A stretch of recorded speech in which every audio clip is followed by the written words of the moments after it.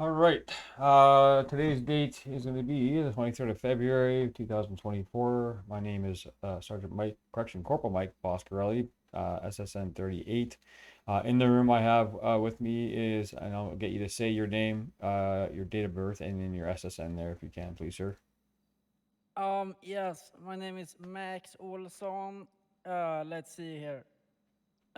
Date of birth is 2003, the 24th September, and the SSN is 6945. Thank you for that. So I just wanted to bring you in regarding a complaint that you submitted a couple of days ago through the BCSO. And what I'm looking to do is just get a sit down with you to talk about the complaint which you filed. Um, this is at no point is this recording or anything going to be used against you for potentially any outstanding crimes or anything like that. We're focusing on the matter at hand, which is the complaint which you filed, which obviously is deemed enough uh, questions from us that we want to have a face to face to figure out the totality of the report and everything like that. So, uh, again, just to reiterate that anything that we're talking about here is not going to be used against you. For further charges or anything like that. This is we're focusing on solely the meat and potatoes of your complaint, and we're gonna try to get you get to the bottom of everything. So, can you go ahead and like from the very start of like once you guys got into the incident, from regarding the bank incident, just give me a quick but detailed rundown of everything that transpired from I guess when you guys were downed after the gunfight to you lodging in the complaint.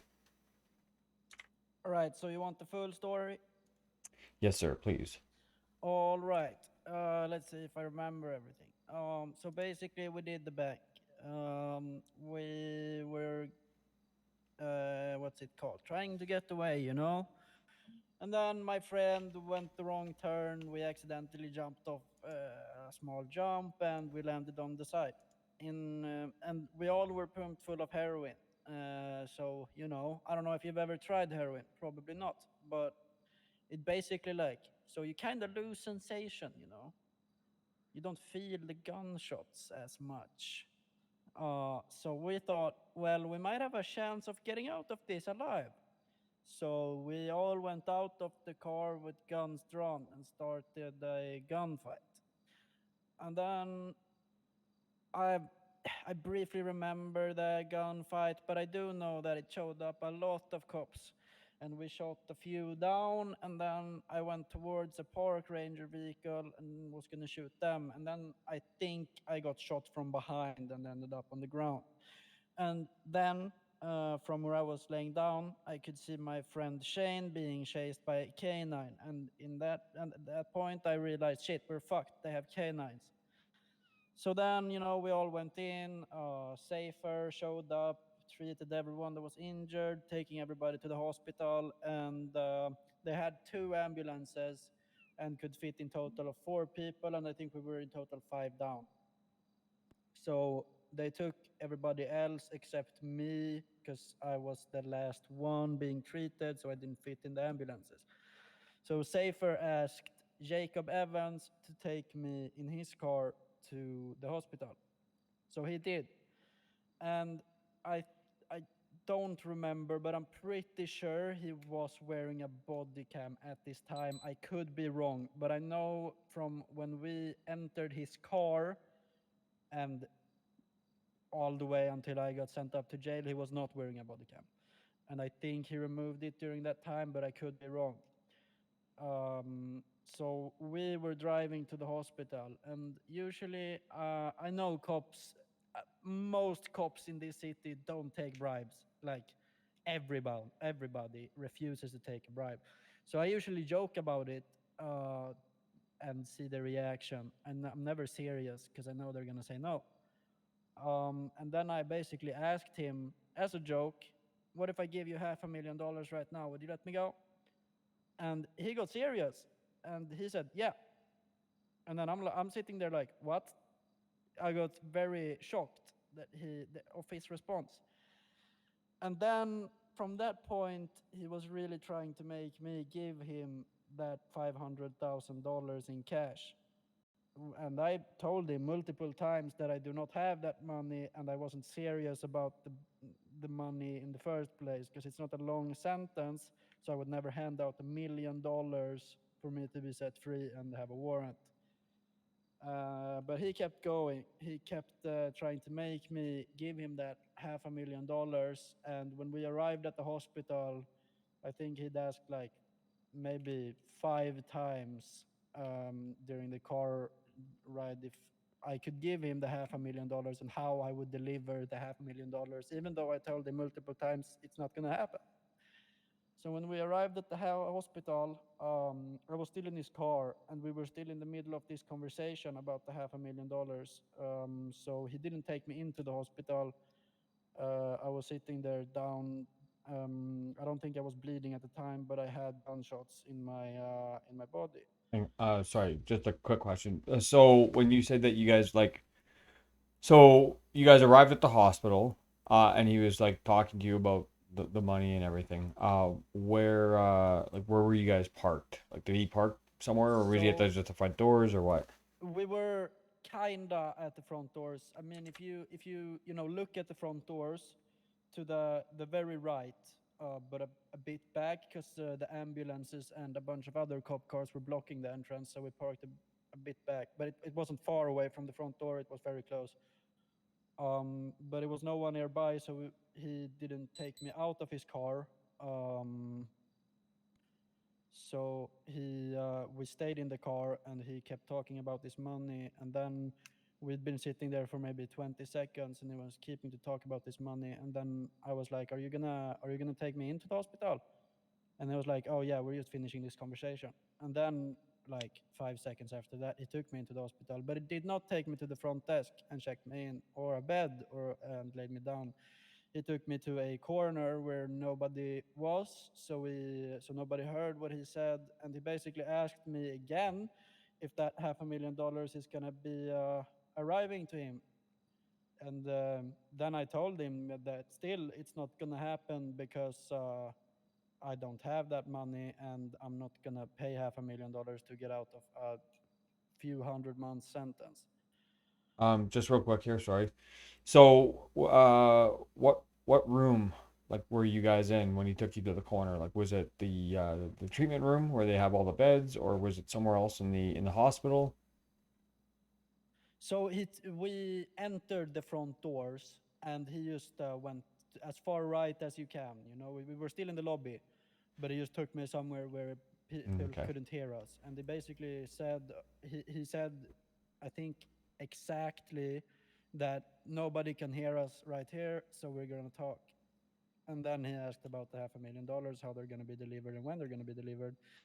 And then I told him again, it's not going to happen because I don't, like I said, I don't have it, and I'm not going to pay that much for avoiding a few hundred month sentence.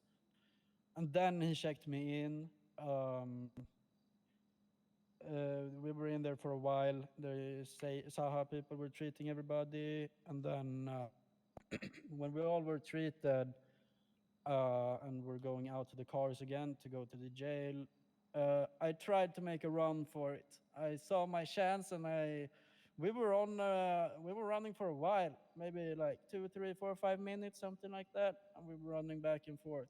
Um, then I went into the parking house under the hospital, which I realized was a dead end. So I turned around, and then the park rangers pulled up, and a canine jumped out of the car. So then I immediately stopped and said I surrender. And then someone tased me, even though I stood there surrendering. But anyway, um, then Jacob Evans took me in his car again by myself.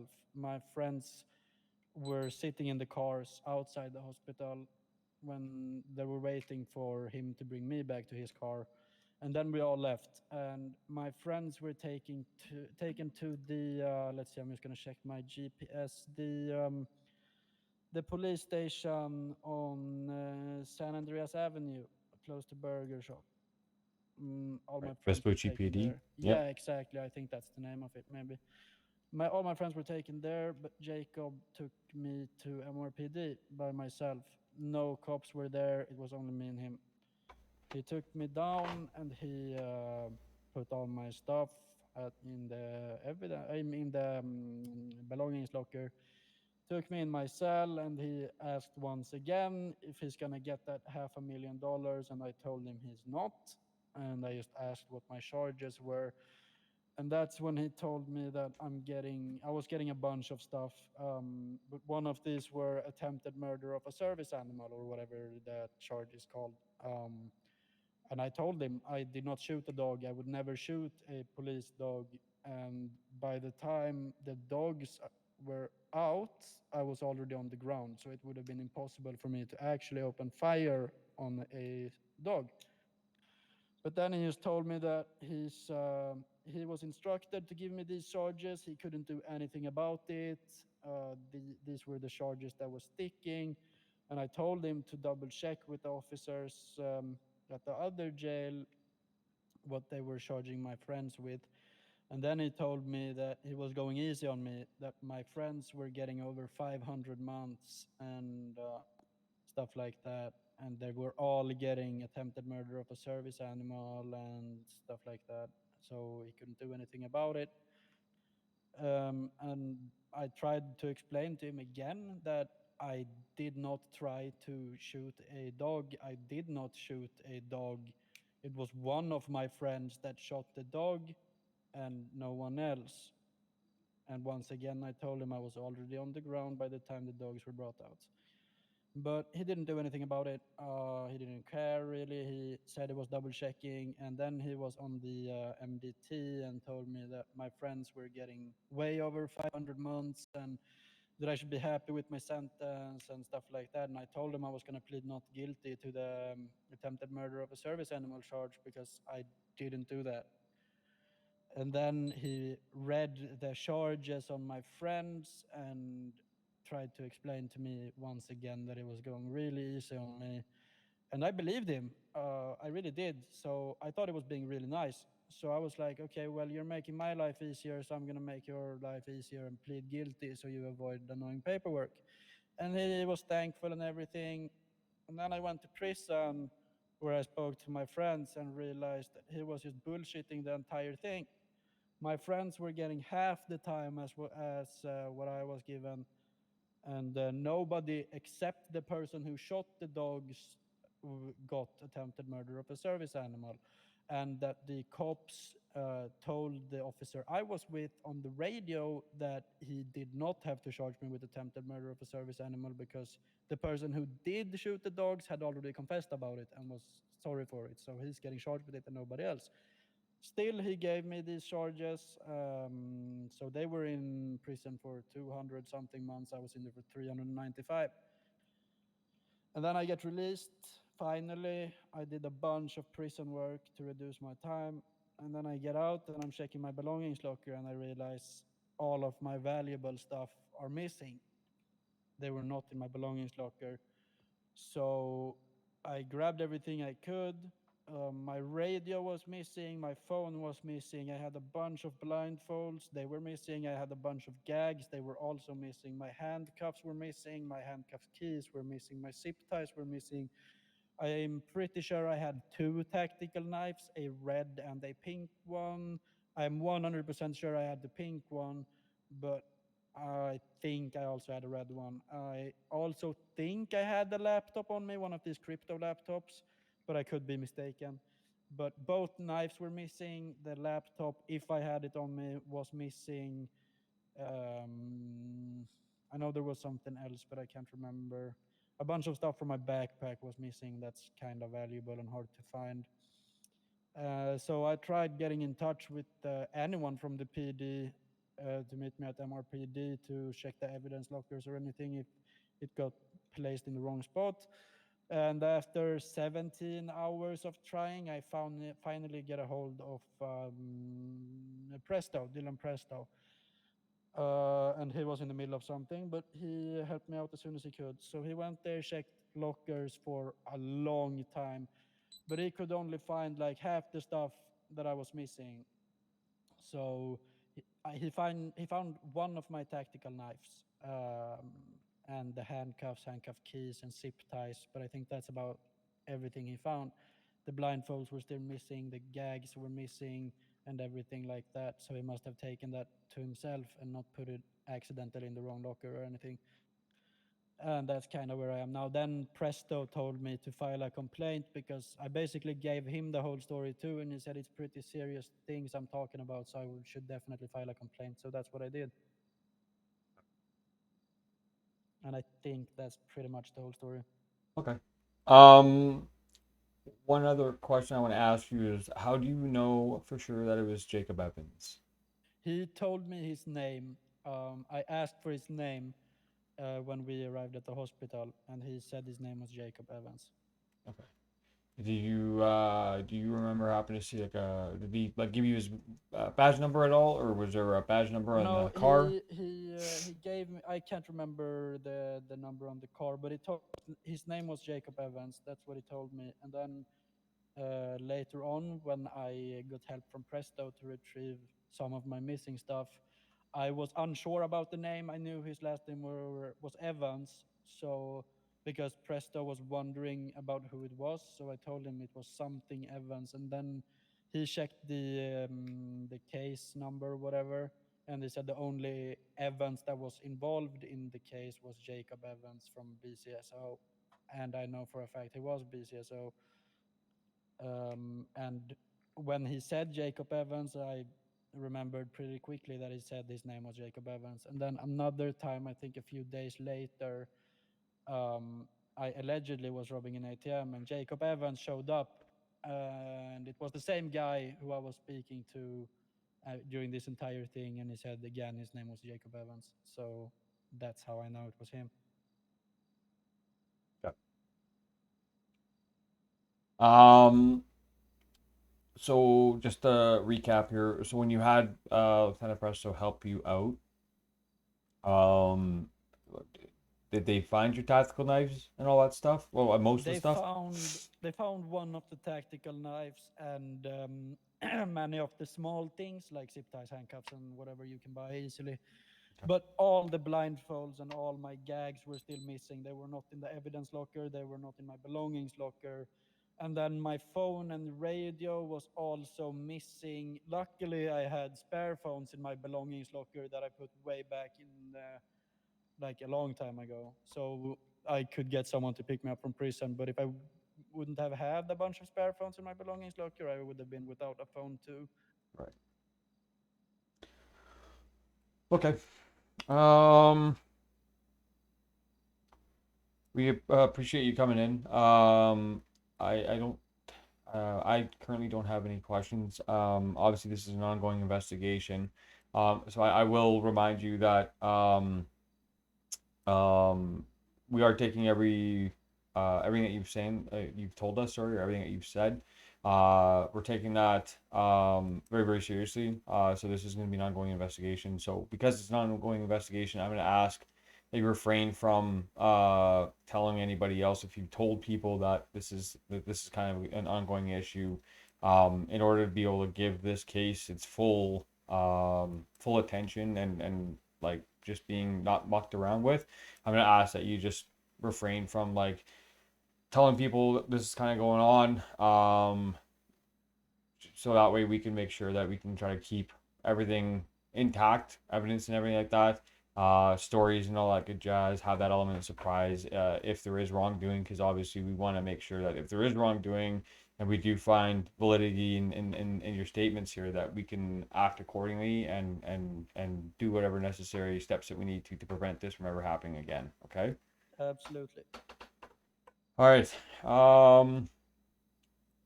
I'm just gonna nothing else that you could think of that you might have forgotten or you might realize that you've forgotten before we sum this up? I don't think so. No. Okay. You DOC never removed anything off of you just by chance, right? Like when DOC came in. Sorry, actually, how were you transported I was transported locally. He locally? didn't even Okay. check if the DOC were around. Okay. I know my friends were brought up by the DOC. That's I was in Bolingbrook like 20 minutes before my friends because they were brought up by the DOC themselves. Okay. But I got brought up locally, and they did remove my time, but that's only for doing prison work. I folded a bunch of laundry and stuff. Right. Okay. And you said that you were unsure about the crypto laptop. Yeah, I could have put it in a vehicle, but I'm pretty sure I had it in my pockets, but I could be mistaken. Were you sure it's a crypto laptop and not a tool like yeah. Yeah. If I had it, it was 100% a crypto laptop. Okay. All right. Let me just double check something real quick here, okay? Yeah. Um,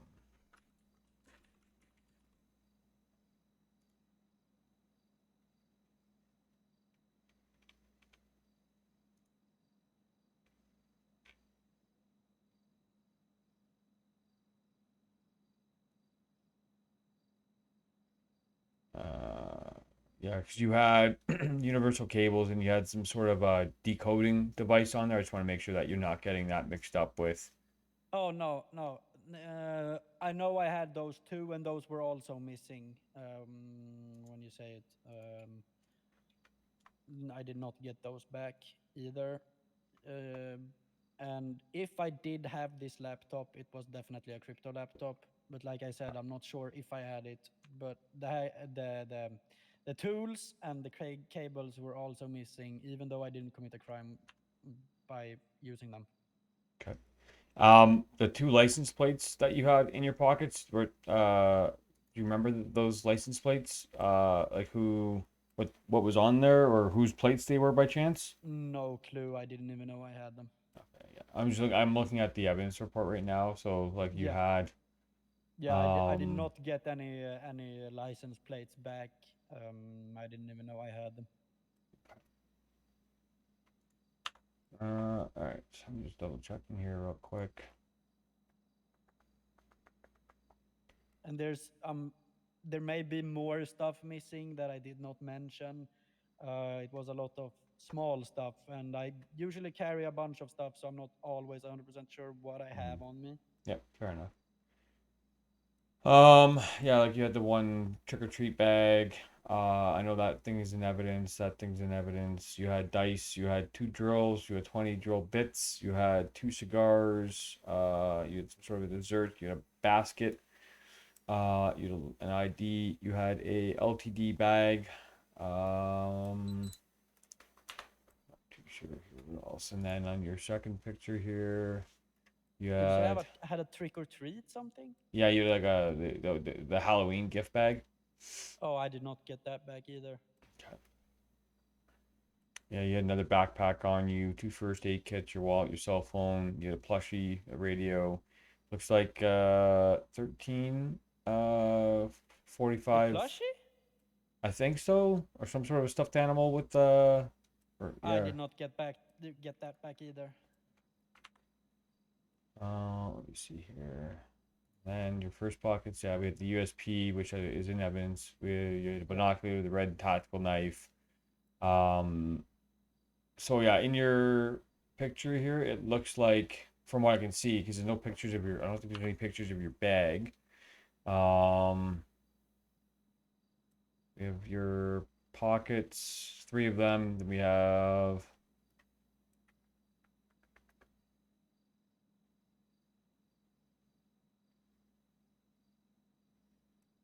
yeah, so we have nothing else. So theoretically, there should be pictures of your backpack contents as well. I'm just saying. So, yeah, and, all right.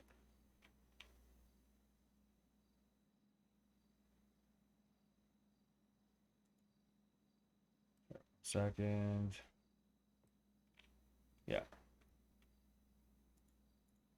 And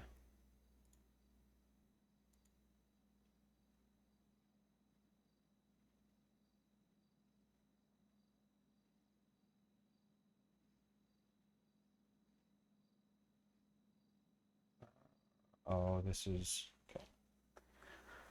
I think this is where the firearm might have been. 19th. Okay. Yeah, all right. Yeah, so do you know if the tactical knives, both of them were on you? Or actually, can you recall if anything was removed off you on scene besides like your firearms maybe? Yeah, on scene, all like lethal weapons were removed, like knuckle dusters, crowbar, etc. Stuff like that, Okay. knives and everything. Okay, and then the And then remainder of the also stuff my was backpack. I know he was carrying my backpack from the scene and all the way to prison. okay. All right.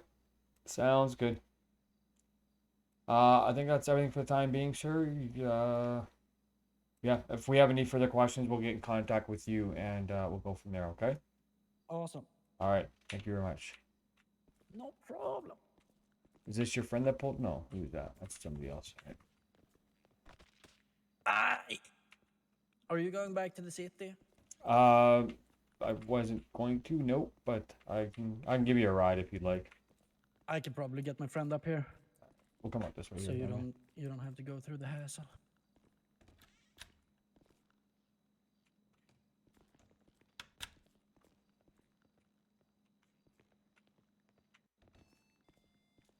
Luca, pick me up at Palito police station or I kidnap your cat. I was talking about the complaint thingy, remember? Bet. I'll see you in a bit. Yeah, All right, my friend is coming. perfect. Okay, Mr. Olson, thank you very much. You have yourself a good night, okay? And like I Thank you said, very much. if you Appreciate happen it. to find that crypto laptop, make sure you just update us so that way we can make sure that we're not still looking Yeah. for it, okay? Yeah. All right. Thanks a lot, sir. No problem. Thank you. Yep. Have a beautiful day. You too. Corporal Mike Boss Borelli ending recording now. Time is going to be 22:28 hours CST.